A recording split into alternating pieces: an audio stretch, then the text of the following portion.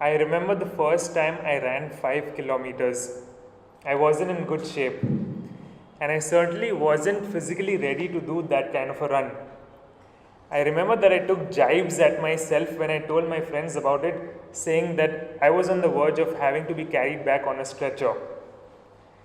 The first time I ran 21 kilometers was in December 2012 at Goa. This time I was ready. I put in a solid amount of effort for the training. I was happy with my time of 2 hours and 30 minutes. The run was certainly an eye-popping revelation because it was from this day on that my unshakable relationship with running began. With this run, I believed I was getting better at building my body strength and stamina, and I could feel a new me coming out of it, as cheesy as that might sound. And then came 42 kilometers in Bangalore, my first ever, exactly 2 years after that first 21-kilometer run. I was really surprised at myself and what I was capable of. My time was 3 hours and 59 minutes. Running your first full marathon under 4 hours is personally a monumental achievement. And this was a midnight run, meaning the run started off at 12 a.m. on a Sunday morning, which is an altogether new challenge for me. Now, since my shift to Bangalore, I have stayed consistent with my running schedule, getting in at least 3 runs a week in the early mornings. This past January, when I was running at Alsur Lake, if anyone's familiar with that area in Bangalore, I met this guy named John Warsham. He's from the US and has been living in India for nearly 4 years. He mentioned that the next day, he and some of his friends were going on a hike to a spot a few hours away at this place called Kolar, and he asked if I wanted to come along. Well, at some point he mentioned the magic word trek. So I said I would absolutely come along. The next morning was January 25th, and there were 5 of us who set off from the meeting point called Hutchins Road at 7:45 a.m. towards Kolar by car. About 75 kilometers away, we reached the area on the highway from where we could see a lot of these hills covered with boulders and tall grass. From a distance, these hills looked like they were mere 20 to 30 minute climb, but as soon as I reached the exact bottom of one of the hills, I was wrong. The grass was taller, thicker, and the rocks were larger, much larger than they looked like from the highway. At 9:30 a.m., we set off. We finished climbing 2 peaks, and at around 2:30 p.m. we began towards home. But we were all starving, especially me. During the trek, I ate an apple, half a packet of Britannia cake, and this very American thing called Mountain Trail Mix. But I was still hungry. I wasn't the only one though. So thankfully someone from the group knew of this place called Plan B at Indira Nagar. I'm not a foodie to be honest, but I like to eat. There's quite a difference the way I see it. It was just about 5 p.m. when we made it to Plan B. Right outside before entering, I noticed this signboard of the restaurant, and underneath it, in brackets, it said, "Home of the Big Bad Mother Clucker." We all cracked up a little when we were heading inside. The place inside was really cool, with a lot of funny wall quotes hanging, a bar counter, large wooden tables, and bench-like chairs. The place was dimly lit with a playlist of vintage American tracks playing from a jukebox. Think TGI Fridays, but without the glamour. All 5 of us took our places at the table where we could sprawl out. I picked up this menu, which was this giant wooden poster-like antique piece. Maybe it was a subliminal message from before, but what caught my eye in the menu was the very intriguing Big Bad Mother Clucker. We laughed again. On reading the description, it said 700 grams of chicken, cheese, egg, and fries. I had heard about things like this on TV, but not in person. This is not the India of our grandparents. The waiter came over and we ordered. Everyone ordered. When it was my turn, I said I was going for the BBMC. He just shook his head, and like the way you would if you read a tragic story in the newspaper, he said I wasn't going to be able to finish it and looked down and wrote the order.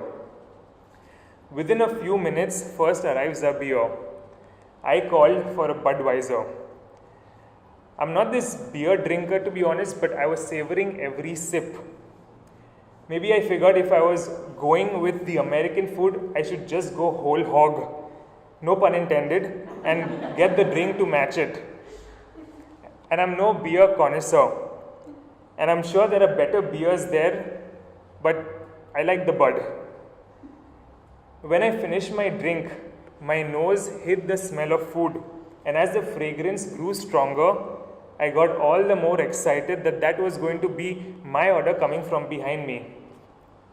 And as the waiter leaned forward, placing the wooden plank that had my burger on it in front of me, he called out, "Here's your big bad mother clucker, sir."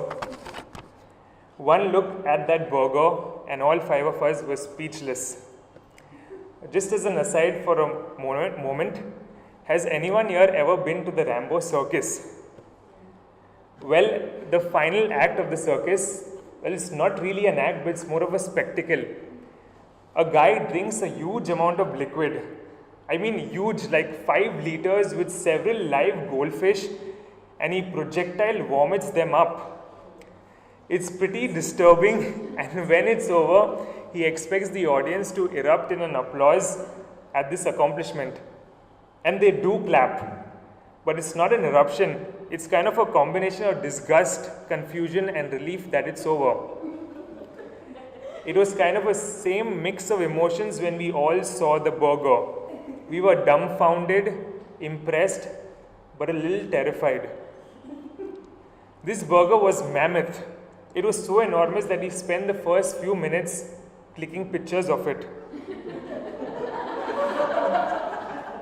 The bottom layer was a burger bun coated with cheese, a few veggies on top of that, followed by a 3/4 of an inch thick chicken patty and 4 more patties of the same size on top of that.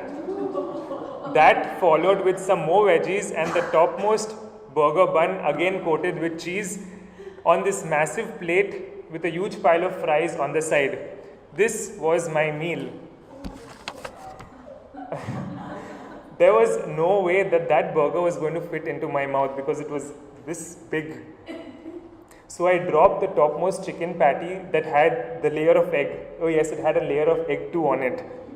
And I begin eating it.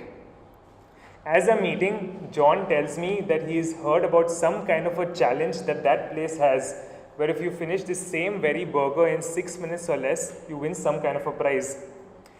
He was vaguely sure about this, but then the waiter drops by and confirms it.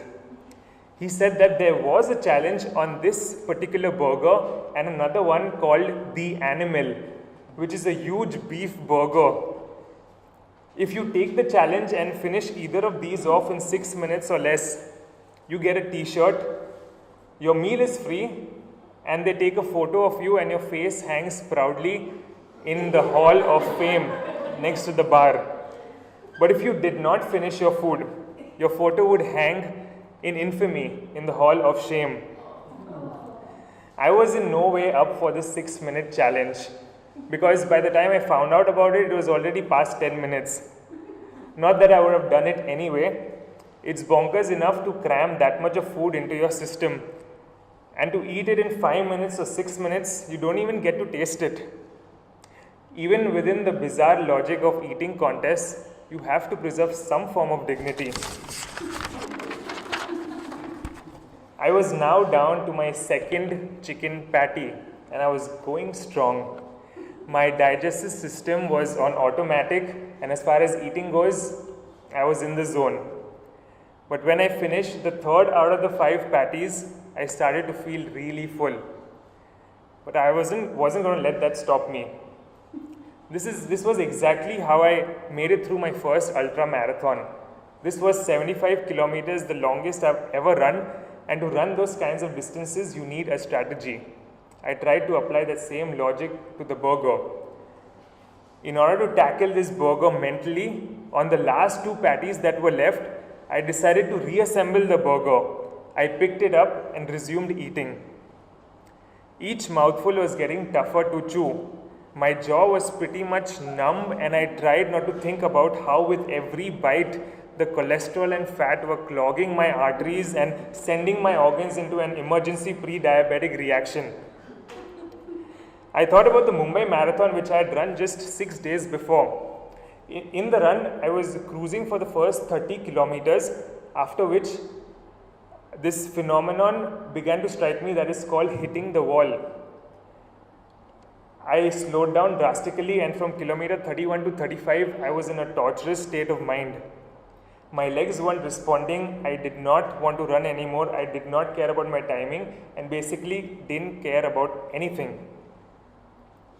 I thought about stopping, pulling up at the side and calling it a day.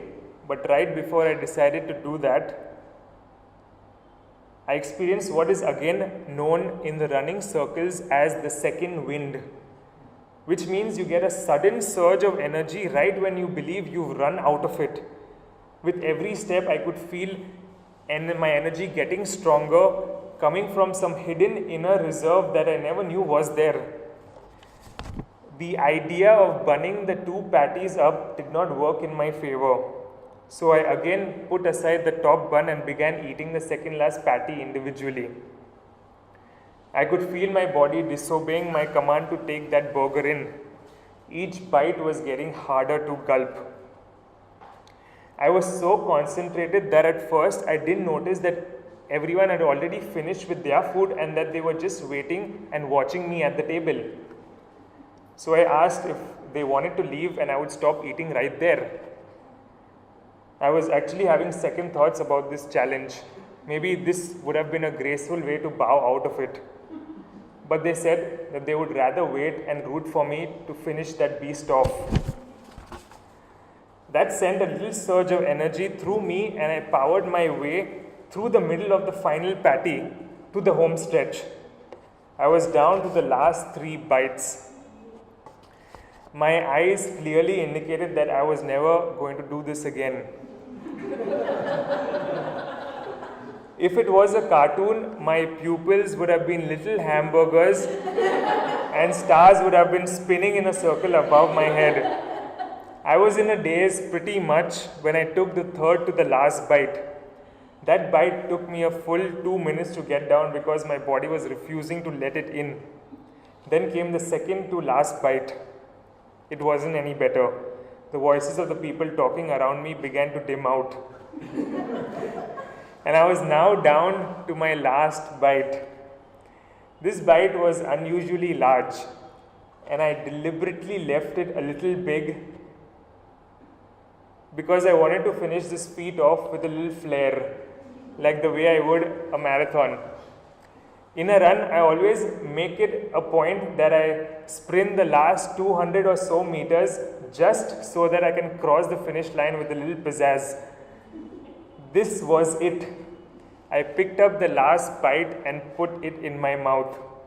My friends erupted with joy. They hooted and clapped. This is when the waiter came by and he actually said this quote, "I have got to hand it to you, sir. Larger men, much larger, have not been able to finish and parcel their burger off. But you, seeing the size that you are, managed to do it." Unquote. The only thing I regret from the visit is that I could not convince the waiter to take my photo and hang it on the wall anyway. Maybe they'll change their mind once they know that I've done this story about them. Now there's this quotation that I really love. Quote, running doesn't keep me dependent on anyone unlike other sports. There's no sports arena or something I have to go to, no equipment I have to concern myself with. It's all up to me, the way I want to deal with and overcome my challenges to be stronger. Unquote. Said by me. I do like challenges.